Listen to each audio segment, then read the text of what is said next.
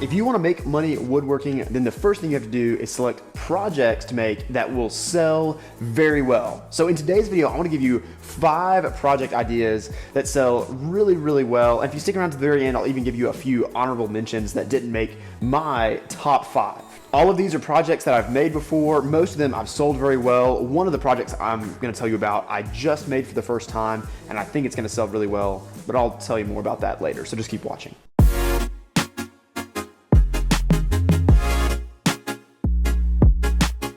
Number 1 is succulent planters. I love succulent planters because they're very, very easy to make. You don't need a lot of tools at all. I mean, you can really make these with just a saw, a drill press, and a sander. That's really all you need. It takes minimal tools to make. Basically what I do is laminate up a long, thick board, cut it into sections. You can cut them into circles, drill holes, coat that with epoxy, sand it, finish it, throw a succulent planter in there, and you have some really, really nice home decor. These have been a personal bestseller for me, especially when I go to craft shows. And I think that's probably because I sell them at a lower price point. I usually sell them between $20 and $25 per succulent planter. And so it's a really great thing that just sells well because when people see it, it's so cute and it doesn't cost that much money. And so they usually buy 1 or 2 or 3. They are an amazing, amazing seller. I'll leave a link to a video right up here where I'll walk you through how I make these succulent planters in more detail. So if you're interested in selling some succulent planters, check out that video.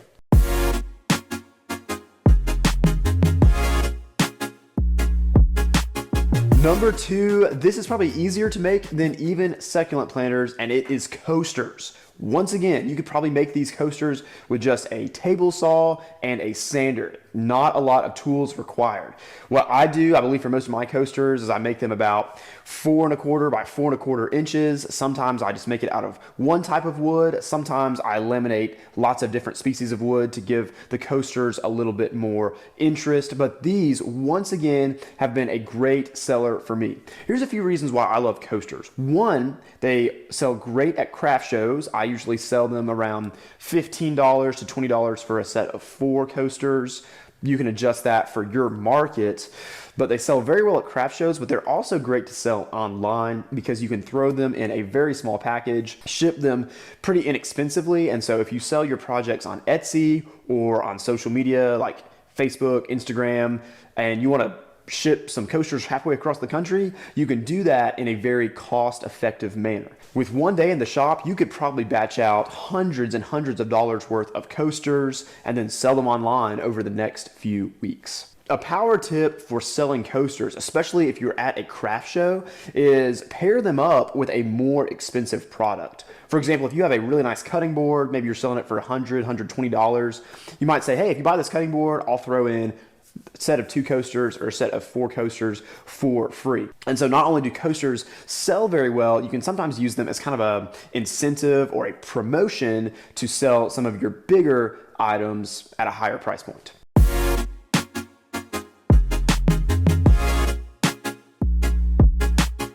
Number 3, this is one that I'm really excited about. It is check presenters. Now, full transparency, I have yet to sell my first check presenter, but I also just made this about a week ago. And so what I'm actually doing right now, I have a batch of check presenters right behind me. This is one that's finished.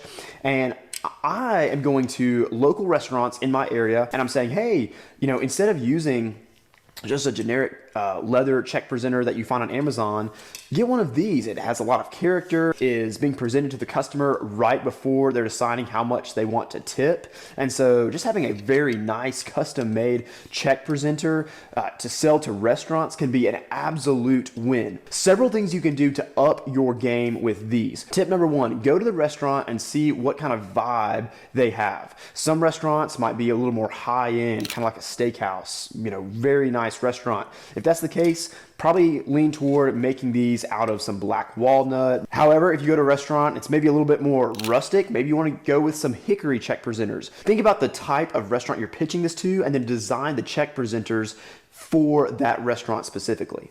What I've been doing recently is I've been taking one of these check presenters, putting my business card clips in the top and saying, hey, here's what I make. I would love to make some for your restaurant. Let me know if you're interested. Here's a quote specific to your restaurant. I'm going to be doing this over the next few weeks for several restaurants. I'm going to make a video devoted just to these check presenters. So if you're interested in that video and seeing how it turns out for me, how much I sell, hit the subscribe button and you'll see that video in a few weeks. One more power tip for check presenters, if you have a CNC router, is you can add the restaurant's logo pretty quickly using your CNC router. Maybe you want to backfill that with epoxy, and it's just another way to probably up your price point. You maybe could charge a few extra dollars if you put their logo on the check presenter, but more than likely the restaurant will love that and it will increase your margins as you sell these check presenters. One more note on check presenters. I know I've been going on and on about these for a while, but it's just kind of new on my mind. It's the new project that I'm working on right now. I love selling to businesses because they are trying to make a profit themselves. They're going to want to include you on their success. If they're opening up a new location, they might say, hey, we need 50 more check presenters for our new restaurant. 50 check presenters, you can batch that out in one day, and it'll be a great, great way for you to make money.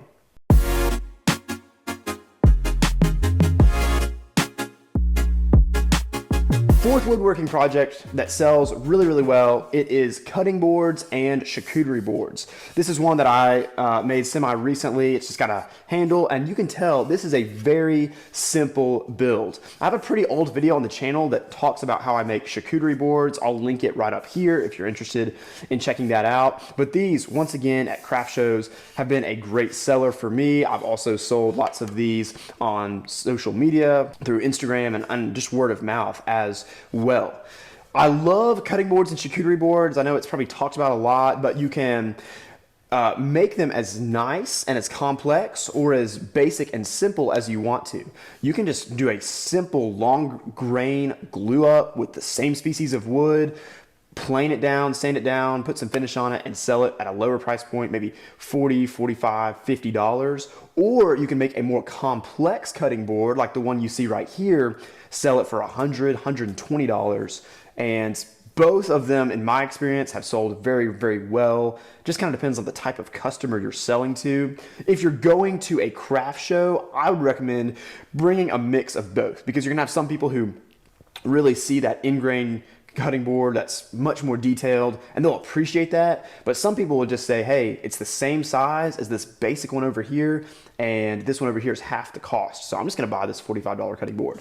If you bring both, it gives more options for your customers to think about and purchase one. So I would recommend doing both. But cutting boards and charcuterie boards have been an amazing seller for me. If you're interested in how I make cutting boards and charcuterie boards, I have a whole playlist on the channel. I'll link it right up here. And I talk about making beginner cutting boards that sell at a lower price point, making in-grain cutting boards that would sell at a higher price point, making charcuterie boards, cheese boards, things like that. It's all in this playlist, so check that out. And if you have any questions, you can comment on one of those videos, and I usually respond to those comments.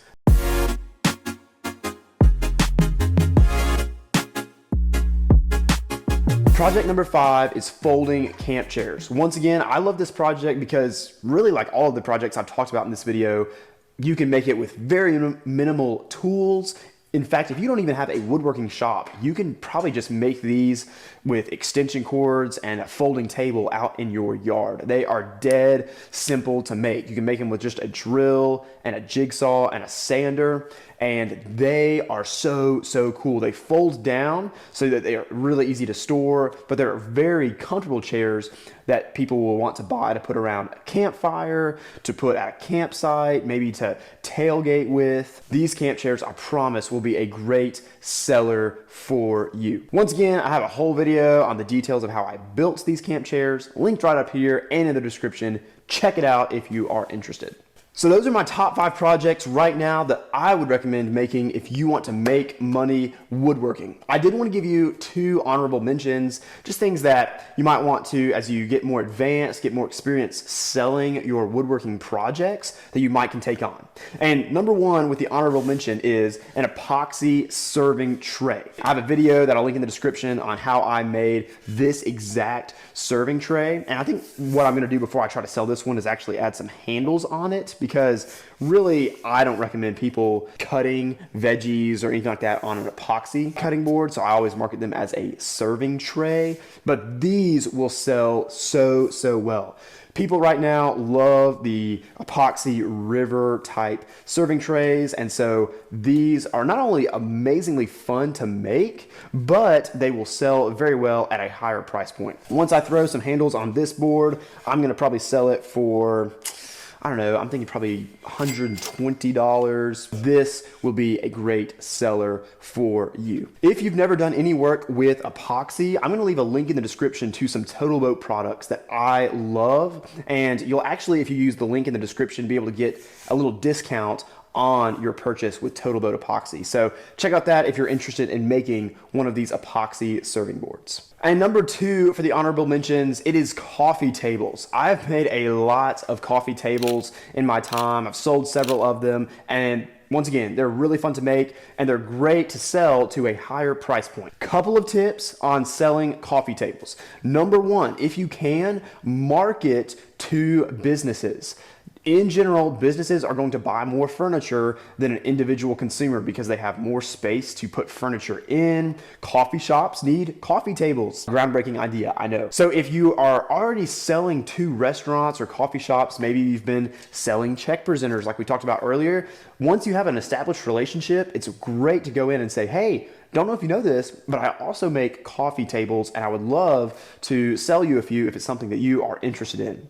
I have several videos on the channel about making epoxy river coffee tables. I've also just made coffee tables with live edge slabs without any epoxy and put metal legs on them. So I'll link a few videos down in the description if you're interested in making some coffee tables, but these will be a great seller for you. They've been a great seller for me, and they're really, once again, pretty simple to make, but they look absolutely beautiful. Quick tip on all of these projects that I would recommend to you. It will help you make more money as you're selling these projects at craft shows, to businesses, online, whatever you are doing.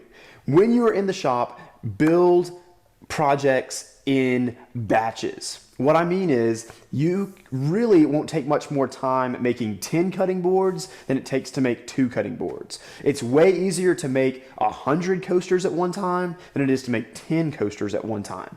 So try to build in bigger batches as much as reasonable, and it will help your profit margins because your time per unit will go down. You won't have to set up your table saw just to make 1 cut. You're setting up your table saw to make 100 cuts. It makes you much more efficient, and that will increase your profit margins. When I learned this, I was actually able to lower my prices on my woodworking projects a little bit, still be profitable, and it helps my sales go up. And so build in batches. I think it's more enjoyable, and it definitely will help you make more money as a woodworker.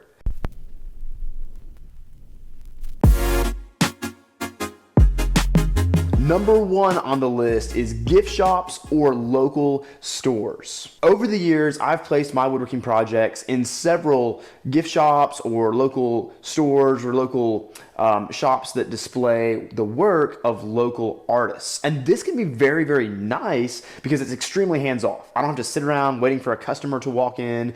The shop handles all of that. All I have to do is take my products, drop them off at the store, say, hey, I want to charge $20 or $50 or whatever the case is, and leave, and they write me a check whenever the projects sell. Very hands-off, very nice. Here's the downside.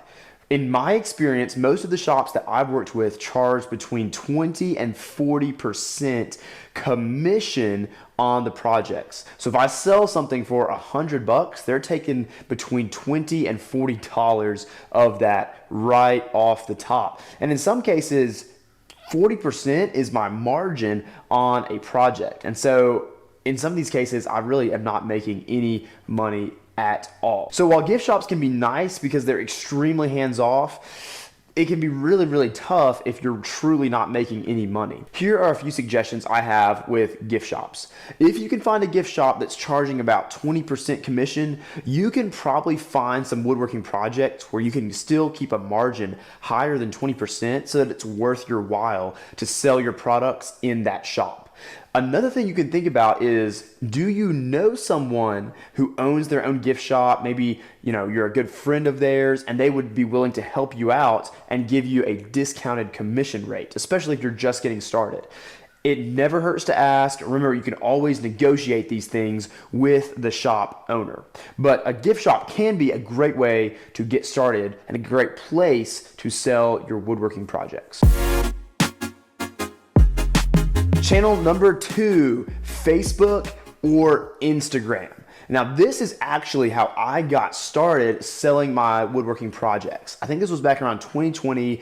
I decided that I was going to make my own Instagram page that was strictly devoted to the woodworking projects that I was making and selling. And I am a huge fan of this approach, especially if you're just getting started. Here are the pros of selling to Facebook and Instagram followers. Number one, chances are, especially as you're first getting started, these are going to be people who know you, and they're probably going to be people who love you and want to support the side hustle or small woodworking business that you are starting. And so they'll be more likely to buy something from you as opposed to from someone that they might not know. Another huge pro about selling on Facebook or on Instagram is that there is no commission whatsoever. So if you sell a patio furniture set for $1,000, obviously you have your material cost and your labor cost and all that, but you are getting the full $1,000. You're not having to pay a commission to anyone. The con of selling on Facebook or Instagram is that you're going to probably be pretty limited to a local audience. It's probably just going to be friends, family. It can slowly start to grow, but you're going to be limited to selling to people who know you or follow you on Facebook or Instagram. And also, if you're selling bigger products, it's going to be really hard to ship those things all over the country. And so you might be limited to only sell to people, especially if you're selling bigger projects. You might be limited to only selling to people that you're willing to make a delivery to. So maybe a 25-mile radius or a 50-mile radius, or something like that. Channel number 3 is craft shows. Now, disclaimer, I'm a huge fan of craft shows. Like, just as a consumer, there's a lot of craft shows in the area that I live. And so my wife and I, we really enjoy a nice Saturday morning, grab a cup of coffee, and go to a local craft show and see all the different booths that are out. It could be anything from pottery to ceramics to paintings to, you guessed it, woodworking. And I have set up a booth at many different craft shows. Here's a few things that I have learned. Number one, craft shows can either be a home run, grand slam, huge success. There's been some craft shows that have been like that for me.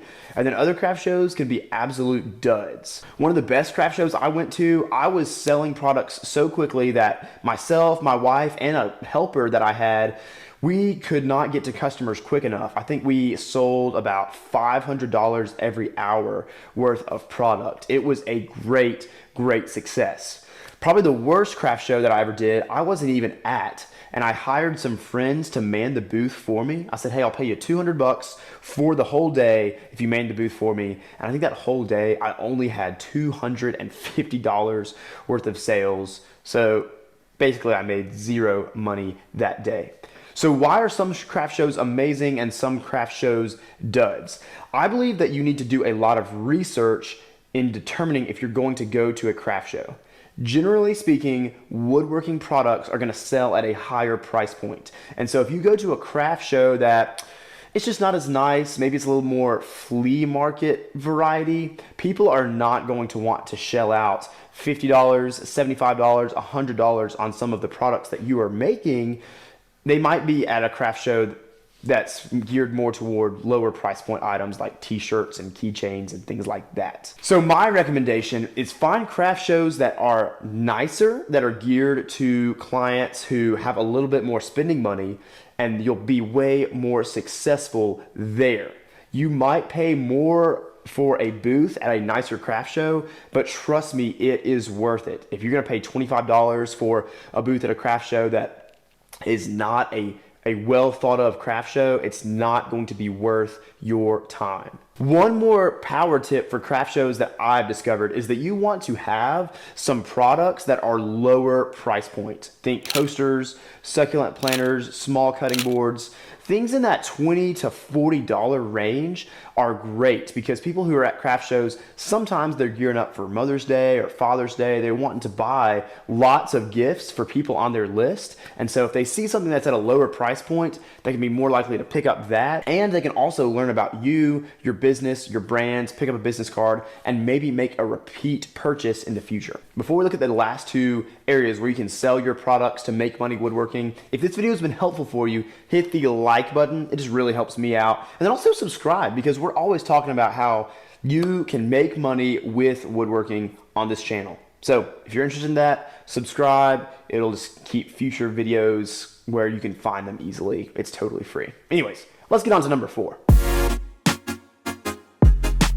Number 4, something that I'm just now getting started with myself, but it is selling on an e-commerce website like Etsy. Now, like I said, I'm just getting started myself with my own Etsy shop, and so I'm kind of experimenting right alongside all of you who might be just wanting to start on Etsy. And if you want to check out my Etsy shop, there's a link down in the description of this video. You can see what I'm kind of experimenting with right now. But here are 2 power tips that I've learned so far, and if you want to know power tips in the future, just make sure you subscribe to the channel because I'll drop those as I learn them. But here are 2 things I've discovered about Etsy so far. Number 1, sell items that you can batch. When Etsy first got started, it was probably people like you and I who were making things in their garage or in their basement and then selling them in very small batches. But as Etsy's grown, I think a lot of bigger businesses have started selling through Etsy, and so they're making in bigger batches, their margins are higher, and so they can sell their products at a lower price point. So it makes the competition on Etsy pretty stout. To combat this, I would only sell products on Etsy that you can make in batches, which will keep your margins higher. So for example, I think Etsy is the perfect platform for things like cutting boards. You can make those in batches. Coasters, you can make those in batches. Succulent planters, you can make those in batches. A lot of the things that I talk about in this video about how to make woodworking projects that sell. I would not try to advertise custom products on Etsy, like a custom live edge coffee table that you're going to make to order. I just don't really think that's the best platform for that. Maybe I'm wrong. Number 2, make sure that you can sell items on Etsy that you can ship easily. So this, with woodworking, is probably going to speak to the size of the item. It's gonna be very tough for you to make a dresser or a bookcase and then deliver that on Etsy. I mean, maybe you found a way to do it, but I have not. And so I would think through what items can I ship inexpensively and effectively and still make money and keep my margins high. Those are the products that I would lean into if I'm selling on Etsy. And number 5, the 5th place, the 5th channel you can use to sell your woodworking projects, it is B2B, or business, you selling to another business. Again, this is something that I am just getting started with, but I believe there is a lot of power in selling B2B. What are some businesses that you could sell to? When I think about B2B, specifically with woodworking, I think about selling to mortgage lenders, real estate agents, people who might give your products to their clients as closing gifts. You could also sell to restaurants, B2B. But what's so nice about selling business to business is because that business is finding clients of their own. That real estate agent is finding clients of their own. And so they can reach out to you and say, hey, I've got 5 more closings next week. Can you get me 5 more cutting boards for closing gifts? Or that restaurant can say, hey, we're opening up a new location and we need 5 new coffee tables. Can you get us 5 new coffee tables in April of this year? Whatever the case is. They are growing their business as well. And so if you partner with them, your business can grow with their business. It's a great model. It's one that, once again, I'm just kind of getting into more and more currently. And so as I learn more about this model, I'll make future videos and share with you guys what I am learning about business to business selling. 2 2 of these business models I have personal experience with. I've either done them in the past or I'm currently doing them. One of the business models that I'm going to talk about, I don't have personal experience with, so I won't spend as much time on that. Business model number 1, it is full-time woodworker. Now, this is the model that I don't personally have experience with. All of my experience as a woodworker, it's been a side hustle or a part-time gig. But here's the advice that I will give you based on people that I know and have talked to. I would say the 2 best routes for full-time woodworking would be either cabinetry, high-end cabinetry, or furniture building. The reason I say cabinetry is because you can make a lot of money doing high-end cabinets. What I would recommend for this is going to a tech school, getting a certificate in cabinetry, and then you can start attracting more high-end clients. You probably aren't gonna wanna do like cheap cabinets or market yourself as someone who does cabinets for cheap, because you're gonna be competing against Lowe's, Home Depot, and all the big box stores that sell like generic cabinets. One more model that I've seen full-time woodworkers use is furniture building. They'll make things like coffee tables, pub tables, benches, and their primary client base is coffee shops, restaurants, breweries, things like that. People who might make repeat purchases if they open up another store or location. Another great thing about making furniture is you don't really have to worry about install. Most of it, if you're building a coffee table, you can do the whole thing in your shop and then just drive it to the job site. So that can definitely help you, as opposed to cabinetry where you have to do a lot of work in your shop and then coordinate a time where you can go to the client's house and do all of the install work. Like I said, I don't have personal experience with this, so those are just a few thoughts that I have based on people that I know who have those type businesses, but I do believe you can truly make a great amount of money doing either one of those full-time woodworking business models. Business model number 2, side hustle or part-time woodworker. Now, this is how I started out in woodworking. I actually was in college and I needed to make some extra cash. And so I thought, I have this skill. I know a little bit about woodworking.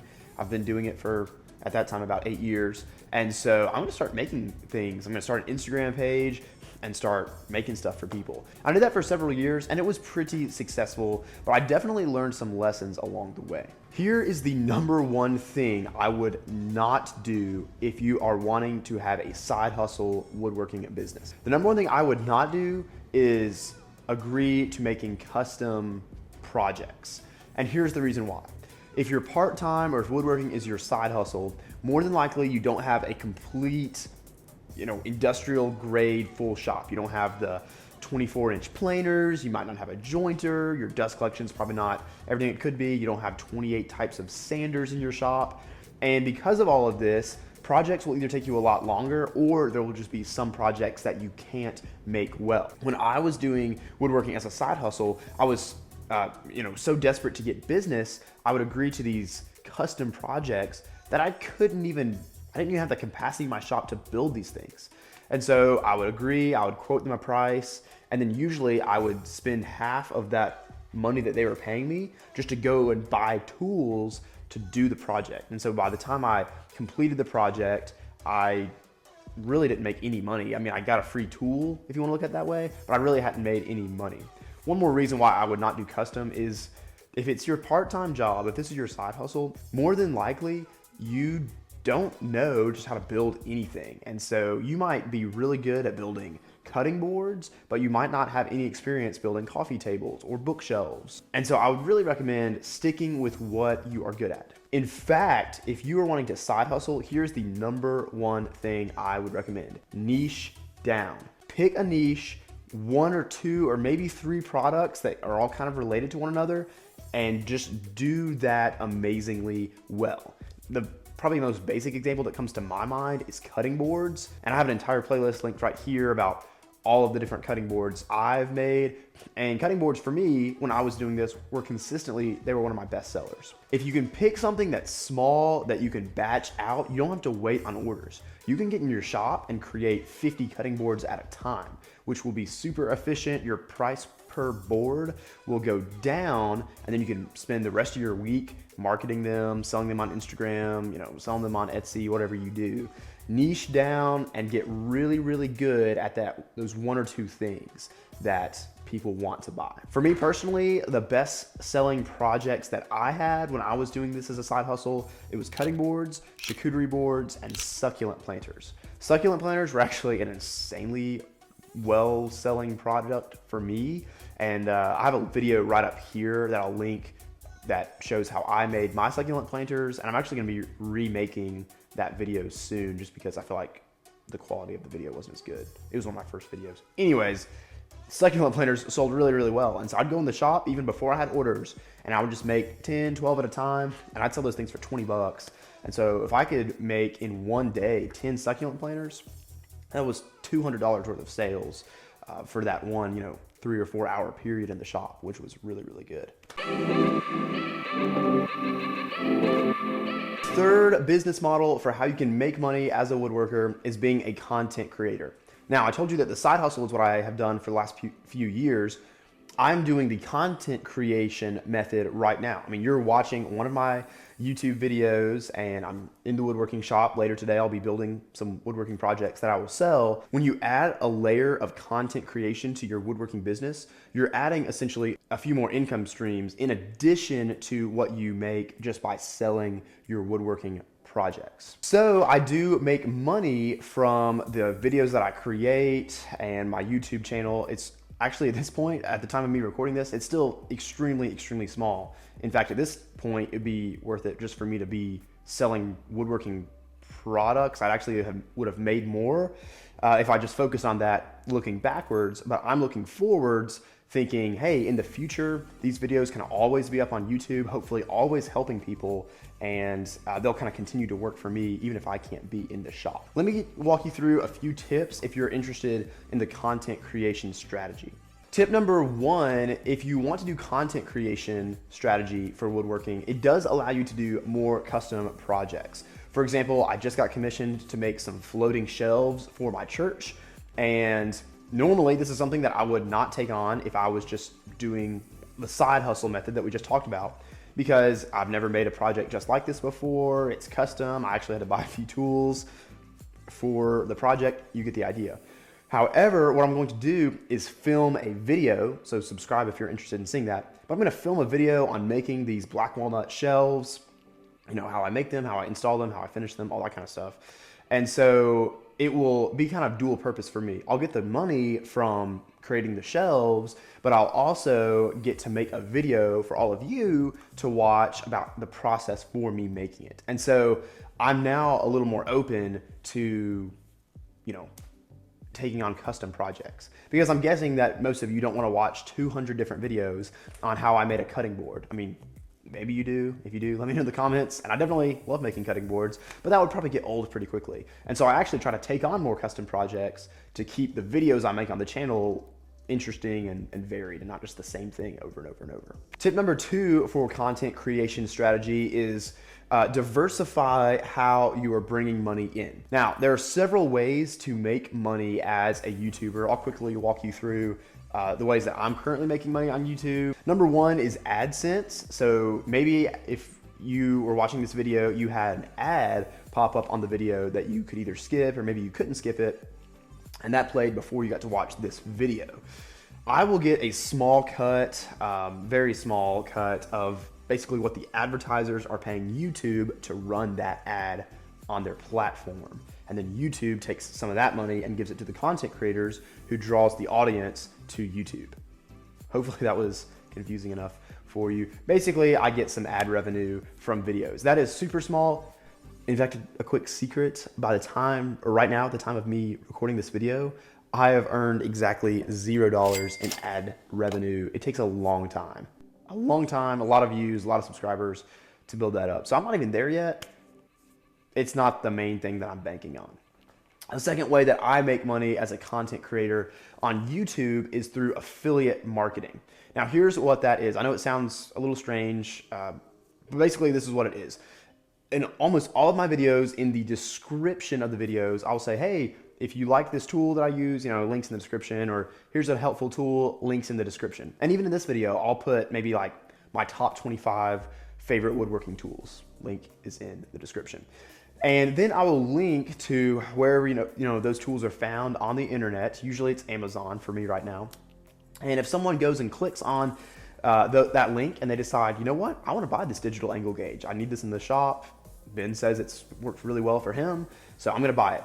If they decide to buy it through that link that they've clicked on in my video description, I'll get a small kickback from Amazon. It doesn't cost any more to the person buying the product. It's the same for them. In fact, sometimes I can even get those people a discount, but it will always give me a little kickback. And so, by the way, I mean, if you enjoy what I do or what other YouTubers do on their channels, buying products from their descriptions is a great way to support small creators, because once again, same price for you, but it really helps me. So affiliate marketing is something that I definitely do. One note on this, if you're wanting to follow the content creator strategy, don't spam your audience. Don't try to get all of these random products you've never used, or products that you don't even like, but you think will sell well, and then put them in your video description. And that's something that I never want to do. Every product I link in the description, I've used, I believe in, it's been helpful for me, and I want it to be helpful for you. If you just think, hey, I'm just gonna make a bunch of money by spamming people with products that aren't good or aren't high quality, you're not going to last over the long run in YouTube. Don't do that. That's just not good. Be honest, be helpful. If you're gonna follow the content creator strategy, you want to help the people watching your videos. And I hope that every single one of you watching my videos find them helpful, informative. I hope they're entertaining to some extent. I want you to get true value from watching my videos. A fourth way that I make money as a content creator on YouTube is through brand deals on my channel. The most notable one of these is Crafted Elements. Crafted Elements make amazing molds for epoxy pours. In fact, you've seen on this video me do serving trays and charcuterie boards and river coffee tables, all using Crafted Elements products. And the key with this is, one, I truly believe in Crafted Elements. I love their products. I've paid money for their products in the past. They're an amazing company, great people to work with, all of the above. I mean, I can't rave about them enough. And so basically, they have sent me products for free to test and use and make videos about. Once again, the key with this though, if you want to follow the content creation strategy, is be honest. Don't say, I love this product, if you actually don't, and if it's actually not been a good product for you. And then finally, the fourth main way that I'm currently making money as a content creator, woodworker, YouTuber person, is by actually selling my product. I still sell woodworking products that I make. Cutting boards, still sell them. Custom projects, because I'm a woodworker YouTuber person, I still sell them. Being a content creator, what are the pros and cons? Well, a few cons I would say is you have to learn a ton of new skills. Woodworking is pretty tough as it is. I mean, you've got to learn how to use a table saw, miter saw, bandsaw, sanding, how you finish, what finish do you use, can I use epoxy on cutting boards? All of these things you've got to figure out. And then on top of that, you're figuring out, how can I film good videos? How can I be myself on camera and not just be like some actor? How can the lighting work well? How can the sound work well? How do I edit this video? How do I upload it to YouTube? There's a lot of layers to that as well. And so you're taking two skills at the least, you're putting them together, and you really need to be proficient at both. So it takes practice. I'm not saying, wait until you feel like you're just a master at both. If you look back at some of my first videos on the woodworking channel, they're terrible. They're so bad. Please don't look at them, because I'll be embarrassed. But I leave them up kind of to show how far I've come, because truly, if this is something you're thinking about doing, you can absolutely do it. It just takes a lot of hard work, which anything worth doing does. One more con about being a content creator is it takes a long time to get started. Once again, like I said, I've been doing YouTube consistently for over a year, and if you just look at past tense, it has not been worth my time at all. But I'm looking forward, hoping that in the future, I'll kind of have that compound interest flywheel effect, so that it'll actually be more worth my time. And videos I post 2 years in the past will be performing really, really well, even though I'm not doing anything with those videos currently. So just kind of think about, am I willing to do this for the long haul? If you're really just trying to get some extra cash in 6 months to buy a four-wheeler or a new car or whatever, then your best strategy is probably not YouTube. It's probably doing woodworking as a side hustle and just focusing on batching out products and selling those products. I will say the pro of being a woodworking YouTuber is kind of what I talked about. It can eventually be a form of passive income. Once again, I'm not saying it's passive, like I started a YouTube channel, posted 3 videos, and oh, I'm a billionaire. You know, like it's not gonna be that, okay? If you see people on YouTube saying that, they're trying to clickbait you. But if you work hard at it, it definitely can, you know, give you benefits and rewards even years after you've created those videos, if you're adding value to people. And hey, I hope my channel adds value to you. If this video has added value to you, hit the like button down below. It's totally free. It's a thumbs up button, by the way. It looks like this. Smash the like button. That would really mean a ton to me. Let me know in the comments if I missed anything. If you have any questions, let me know. Otherwise, check out one of these videos because I hope they will add value for you as well.